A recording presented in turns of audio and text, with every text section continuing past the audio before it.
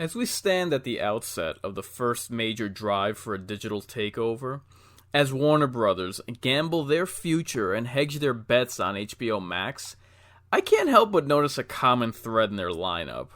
Looking at their slate of major blockbuster releases, they're still fixated on that elusive Avengers event jackpot. 2 weeks ago, the Snyder Cut. A second chance for DC Comics to unite various heroes to jumpstart a shared franchise. 2 days from now, the Godzilla vs. Kong Monsterverse crossover.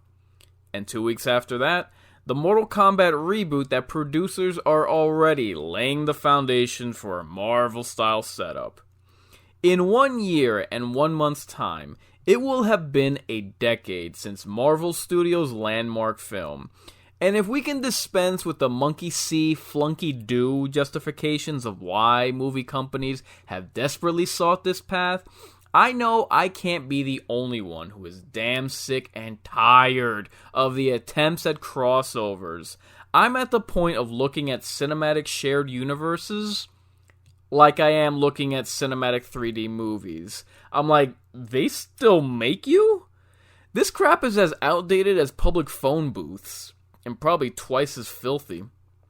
I'd like to say that any hope has been abandoned, just like finding good music on the radio, but I didn't have any hope for anyone making a franchise for reasons other than a good story to tell. Now notice something.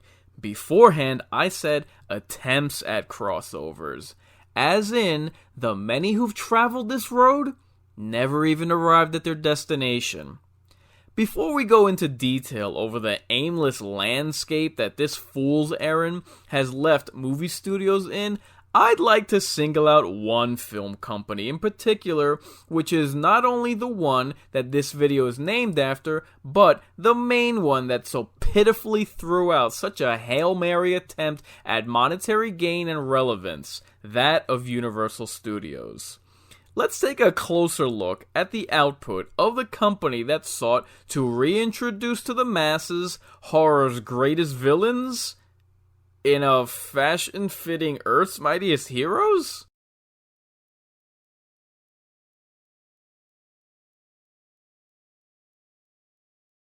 Universal Studios. While it is true that horror cinema's true origins lie in the silent era of the 1910s and 20s, the touchstones of this generation were made by separate movie studios. It wasn't until 1931, Jewish immigrant Carl Laemmle and his son kickstarted what would become the genre's first great era under one roof, that being of Universal Studios. The release of Dracula and Frankenstein in the same year would not only usher in mad scientists and undead monarchs, men-turned-monsters, and iconic brides, but Gothic legends now became movie icons in an age so prosperous that it lasted nearly a quarter of a century. But folks, that was 90 years ago. What have they done for us lately? It would be far too easy and fun to jump right in with our granddaddy film company's exploits within our favorite genre, but if you'll indulge me, I prefer a little foreplay before we get down and dirty. I'm old-fashioned. When we look into what Universal has been up to outside of horror, we get a better idea of how this company's run and what their focus is. In the late 2000s, when everybody was exploiting fantasy films to capitalize on Twilight's fame, they pinched out Snow White and that Robin Hood remake for some reason. When they noticed how Paramount was raking in money with Transformers and G.I. Joe Rise of Cobra, the film company decided to get in bed with Hasbro and made Battleship. Ouch, how'd that turn out? Speaking of late to the game, what has been the genre that's been all the rage since 2000's X-Men film? Well, comic book movies, you dunce. Haven't you been listening? What were the bargain chips that Universal Studios plunked down on the gambling table? Cowboys and Aliens. Oblivion. R.I.P.D. If it ain't obvious already, this studio wasted hundreds of millions, if not billions, chasing fads that failed to franchise. Now, if that dumpster fire didn't whet your appetite, remember, that's just the appetizer. When we look at what Universal Studios has, and I use this word loosely, contributed within horror, well, I'll let you be the judge.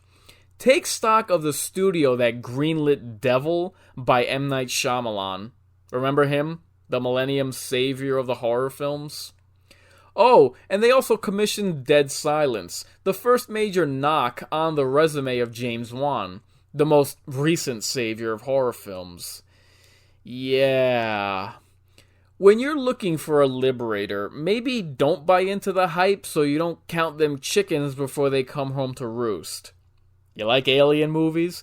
Well, isn't Universal Studios responsible for that cinematic black hole called Skyline? Oh, and that Riddick film? And as far as reboots go, didn't they make the Thing 2011 prequel? And by the way, the Doom movie? Talk about failures to launch.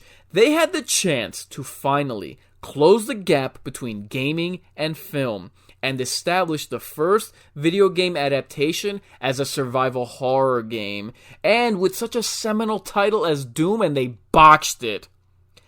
I'm not liking their chances at managing their own gothic forefathers of the Universal monsters. And speaking of, if those examples didn't already expose their mishandling of horror, franchises, or other film genres, when you expand upon their bread and butter of classic monsters, correct me if I'm wrong, but didn't they sanitize the Mummy trilogy so much so that it left us with the kid-friendly Mummy Returns all the way down to the unwatchable Tomb of the Dragon Emperor?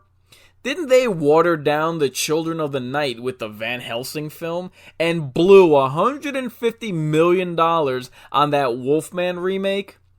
What in anyone's mind who bothered to pay attention made any carbon-based life form think that this studio was up to the challenge of cultivating the hallowed ground of bringing back the monster series that popularized the horror genre to the mainstream? Do you even realize that every blunder that I just named happened within a 20-year period? As in the last 20 years?